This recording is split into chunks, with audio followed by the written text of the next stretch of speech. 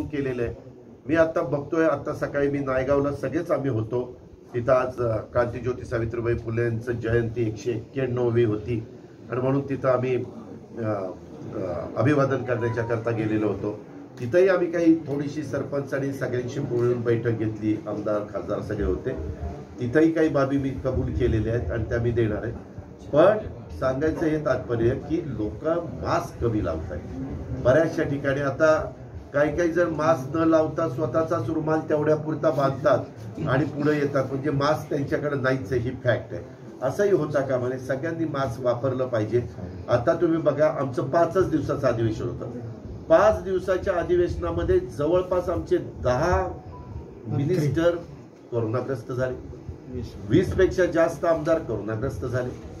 म्हणजे हे अधिवेशन आणखीन वाढवलं असतं तर निम्म मंत्रिमंडळ आणि निम्मे आमदार गेले असते, म्हणजे कोरोनाग्रस्त झाले असते का? याच्यावरून सगळ्यांनी हे करा ना, ह्याच्याबद्दल गांभीर्य लक्षात घ्या ना। मी तर तिथं सभागृहात तो काय माझ्या बाजूचा आहे का समोरच्या बाजूचा आहे असा भेदभाव केला नाही। मी सगळ्यांना आवाहन केलं की बाबांनो, हे मोठं संकट आहे, जगावर आलेलं आहे। आज फ्रान्स, इंग्लंड, अमेरिका सगळीकडे लाखांच्या पुढे 2-2 लाख 3-3 लाख पेशंट तिथं मिळत आहेत। काही काही बेड शिल्लक नाहीये। आपल्याकडं निश्चितपणे ज्यांना कोरोना होतोय त्यांना ऍडमिट करावं लागत नाही, काही ठराविकच लोकांना लागतंय, बाकीच्यांना घरच्यांना घरीच ठेवून नीट औषध पाणी केलं, विश्रांती घेतली तर ते बरे होतात, ही वस्तुस्थिती आहे। पण तरी देखील प्रत्येकाने काळजी घेणं हे आपलं सर्वांचं कर्तव्य आहे आणि तशा पद्धतीने काळजी घ्यावी।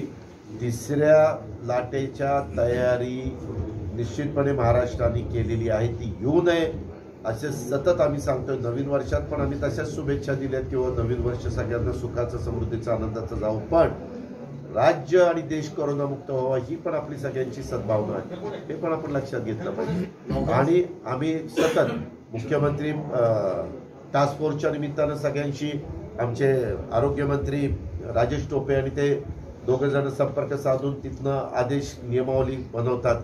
मी तर आज माझे इतके महत्वाचे कार्यक्रम होते पण मी मुद्दाम सकाळी न सांगता आलो। काही पत्रकार मित्र म्हणले का तुम्ही आम्हाला सांगितलंच नाही। मी सांगितलं की तिथं गर्दी होती, पत्रकारच म्हणणार दादा 50 संख्या असताना इथं तर 1000 लोक आहेत। काल माझ्या मतदारसंघात पण मी 5चा कार्यक्रम दिला तर 4ला जाऊन फित कापायचो, 4च्या कार्यक्रमाला 3ला जाऊन फित कापायचो, कारण तेव्हा गर्दी कमी असायची।